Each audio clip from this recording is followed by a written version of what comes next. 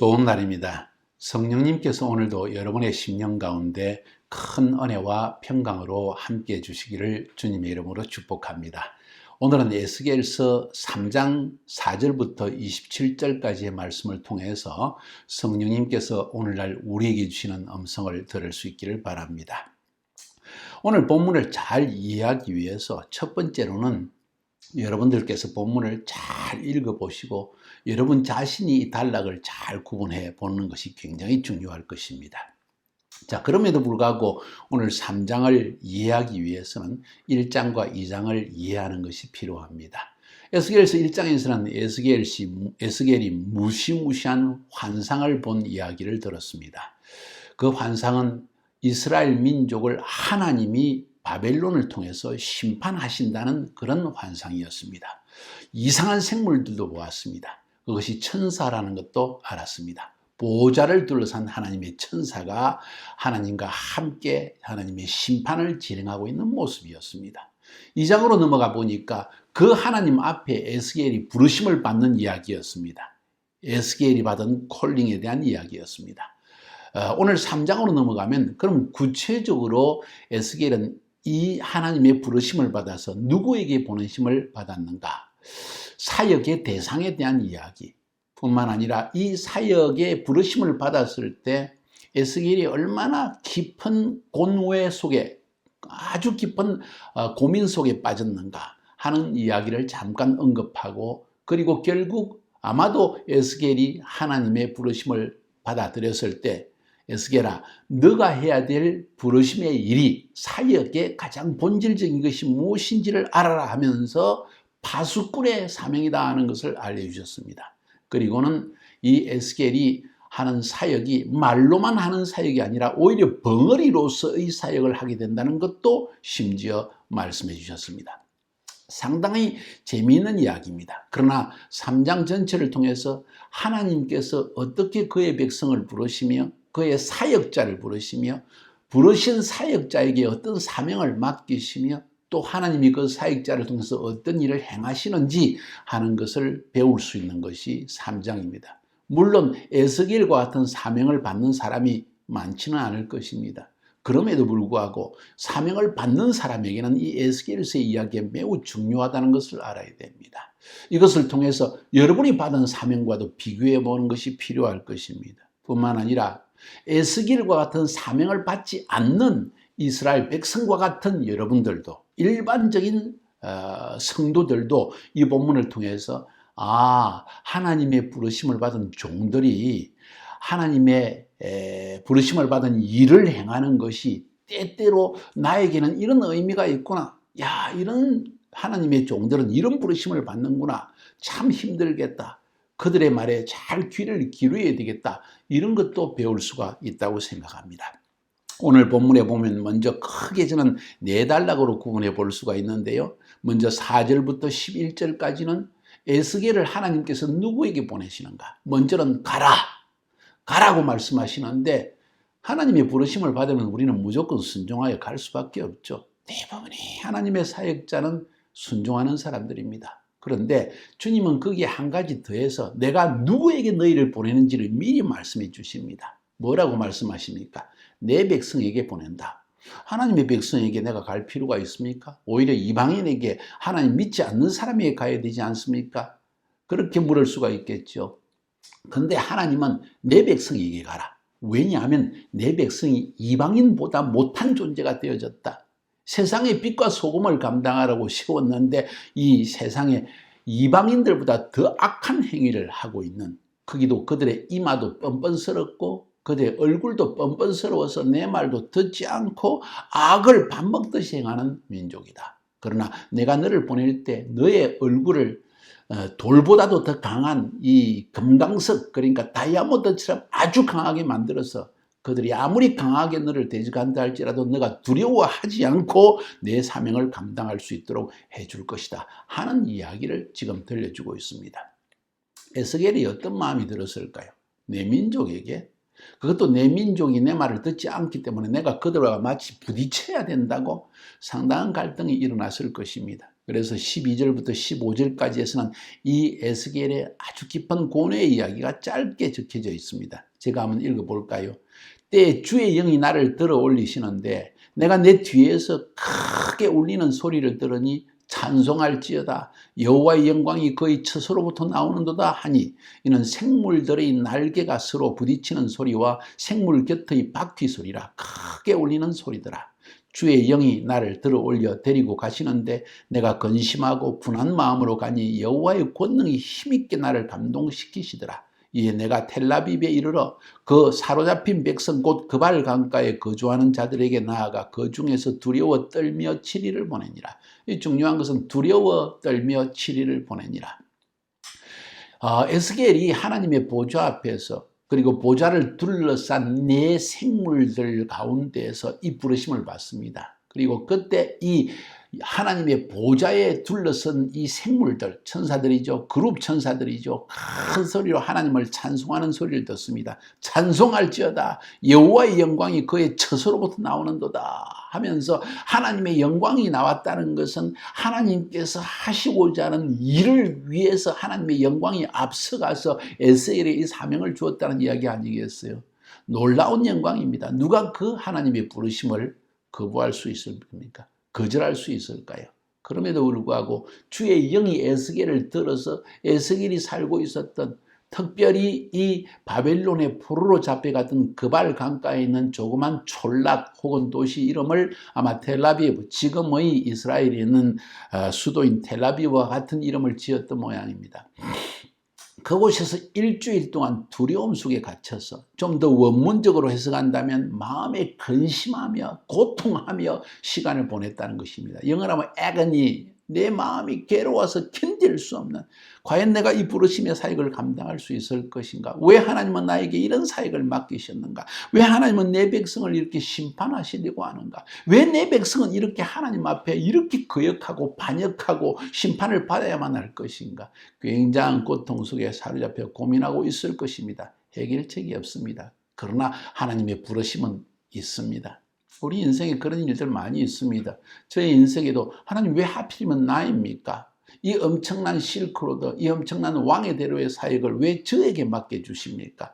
저는 그냥 조용한 한 조그만 교회에서 한 목회자로 그냥 사역하는 것이 좋습니다. 평안합니다. 그냥 가까운 사람들과 지내면서 좋은 공동체로서 교제하며 지내는 것이 저희는 훨씬 낫습니다. 그런데 왜 이런 엄청난 사역을 해야 됩니까? 오히려 하나님의 사역을 하는 사역자로부터 저는 공격을 더 받습니다. 저 김삼성 선교사가 자기 이름을 내려고 자기가 모든 사람들을 모아서 전부 자기 말 듣게 하려고 이런 이야기도 들려오고 심지어는 참으로 저를 인간적으로 공격하는 사람까지 생겨납니다. 왜 제가 이 일을 꼭 해야 됩니까? 하고 고민할 때가 많았습니다. 에스겔 그보다 더 큰 고민에 빠졌겠죠. 깊은 고뇌 속에. 그러나 하나님의 부르심을 분명히 들었습니다. 거절할 수 없는 하나님의 부르심이었습니다. 아마도 에스겔의 마음속에 그렇다면 하나님 내가 진정으로 해야 할 일이 무엇입니까? 결국 하나님은 심판하실 거고 이 백성은 결국 하나님 앞에 대적할 것이고 결국 얼굴을 굳게 하고 아주 그냥 교만하게 하나님을 대적할 터인데 내가 이야기할 필요가 뭐 있습니까? 어차피 심판하시면 그냥 심판하세요. 이런 마음이 들지 않았겠습니까? 그때 하나님께서 말씀하십니다. 왜 네가 가서 반역하고 내 말에 불순종하지만은 그들에게 말을 해야 되는지 내가 설명해 주마 하면서 그 다음 하시는 말씀이 16절부터 21절까지의 에스겔이 해야 될 사명에 대한 구체적인 사역에 대한 사명의 이야기를 들려줍니다. 한마디로 말해서 그 사역은 제가 본문을 읽지 않겠습니다. 여러분 꼭 본문을 읽으세요. 오늘 16절부터 21절까지 해서 이 에스겔 사역자가 받은, 에스겔 선지자가 받은 사명이 한마디로 뭔가요? 파수꾼의 사명입니다. 파수꾼의 사명이 무엇인고 하니 악인과 의인을 깨우치는 사역입니다. 파수꾼은요, 적군이 쳐들어오면 나팔을 불어서 백성들에게 준비하는 것이 파수꾼입니다. 그것을 이야기할 때 악인과 의인을 대상으로 해서 주님은 말하고 있습니다. 에스겔아 내 말 들어봐라. 악인이 있다고 합시다. 이 악인에게 이 파수꾼이 가서 너 지금 하나님 앞에 범죄했다. 그리고 너 빨리 회개해라. 그러면 하나님이 죄를 사해 주실 것이다 라고 말을 했다고 합시다. 근데 그 악인이 그 말을 듣고 회개하면 이 악인은 구원을 받는다는 거예요. 심판을 받지 않는다는 거예요. 근데 그 말을 듣고도 하나님의 말씀에 불순종하고 이 이스라엘 백성들처럼 뻔뻔스럽게 고개를 쳐들고 교만하게 행동한다면 자기 죄 때문에 죽는다는 거예요. 왜? 분명히 하나님이 선지자를 통해서 말씀을 했는데도 안 들었으니까 죽을 수밖에 없다는 거예요. 그런데 만약에 파수꾼인 에스겔이 그 악인에게 말을 하나님이 하라고 했는데 에스겔이 안 가서 그 사람에게 악인에게 말을 안 했다면, 파수꾼의 사명을 다하지 않았다면 결국 이 악인의 죄를 하나님께서 에스겔에서 찾겠다는 거예요. 와, 무서운 이야기입니다.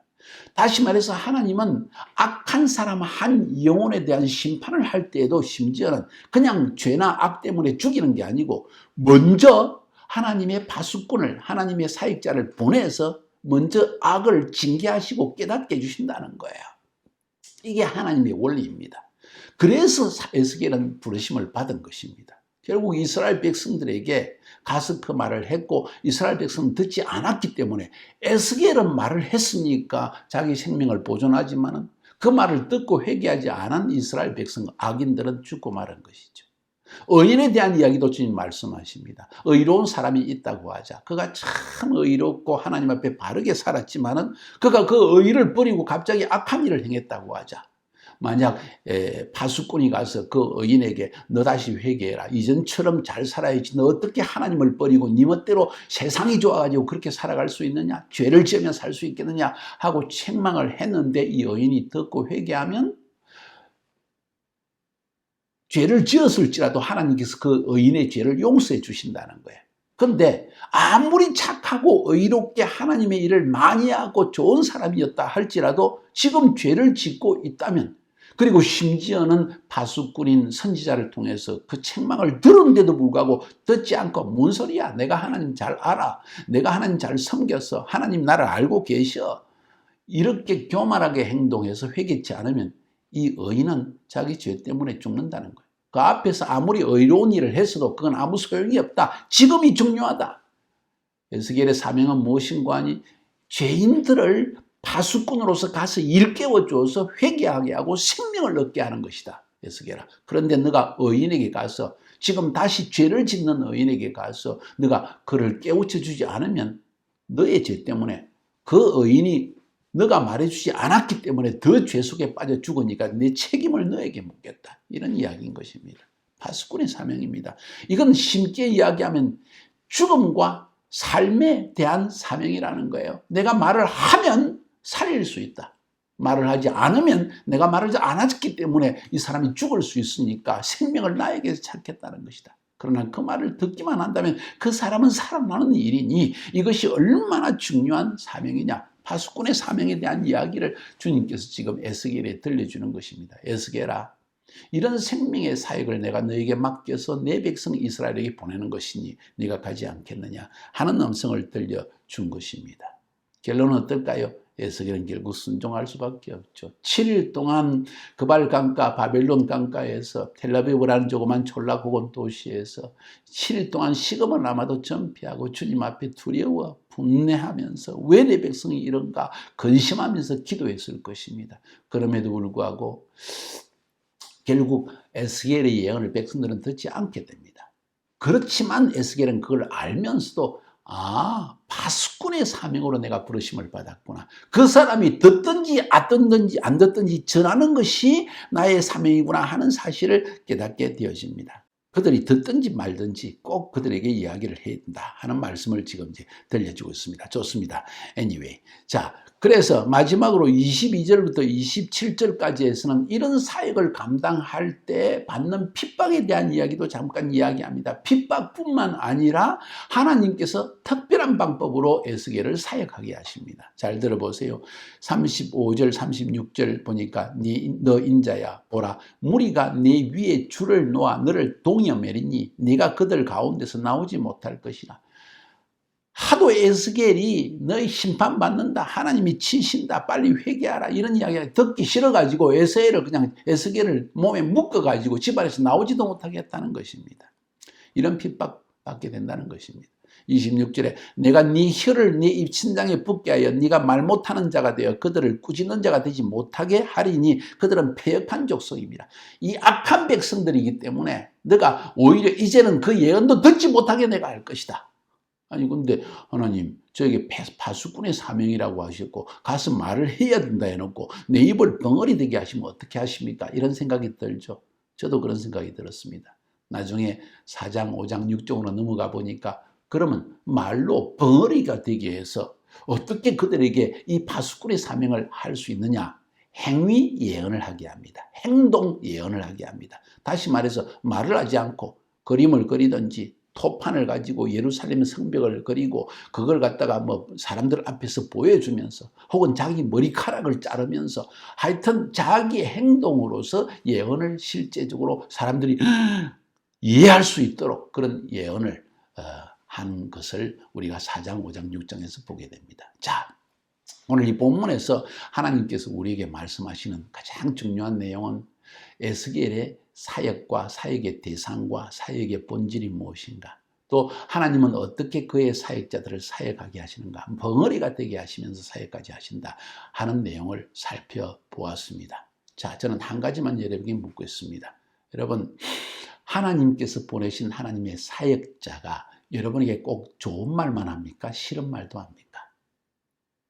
한번 대답해 보세요. 여러분을 칭찬하는 이야기, 위로하는 이야기, 소망에 관한 이야기, 축복에 대한 이야기, 치유에 대한 이야기, 좋은 이야기만 합니까? 아니면 여러분을 책망하는 이야기도 해야 됩니까? 만약 여러분의 주위에 있는 하나님의 사역자들, 여러분의 목회자, 여러분의 교구장, 여러분의 셀리더가 여러분에게 좋은 말만 한다면 여러분이 정말 좋은 사람이든지 아니면 여러분이 분명히 악한 일을 행하는데도 여러분의 지도자가 지금 침묵하고 있는 거예요. 이건 무서운 문제입니다. 하나님은 단순히 복음, 좋은 소식만 전하기 위한 것이 아니라 우리를 책망하여 회개하여서 살리기 위해서 사역자를 보내신다는 것도 생각할 줄 알아야 됩니다. 다른 말로 표현하면 나에게 싫은 소리를 할 때 내 부모님이, 나의 영적 선생이, 또 학교의 선생님이, 내 위에 있는 상사가 무언가 싫은 소리를 할 때 이것을 들을 것인가 말 것인가 하는 것에 대한 중요한 우리 결론을 오늘 본문에서 얻을 수가 있습니다. 여러분이 싫은 소리를 할지라도 하나님의 사역자를 하나님을 보내셔서 여러분을 회개케 하고 여러분을 바로잡기를 원하신다면 여러분 들어야 할 것이 아닐까요? 혹시 여러분의 인생에 그런 일이 없었는지 한번 나눠보세요. 진솔하게 나눠보세요. 분명히 그런 일이 있을 것입니다. 만약에 나에게 좋은 소리를 들어주지 않고 나를 이해해주지 않고 나를 감싸주지 않고 나를 용납하지 않는다고 화를 낸다면 여러분은 하나님의 음성을 다룰 자격이 없는 것입니다. 다시 한번 생각합시다. 진정으로 살기 원하십니까? 파수꾼의 소리를 들으세요. 승리하시기를 주님의 이름으로 축복합니다.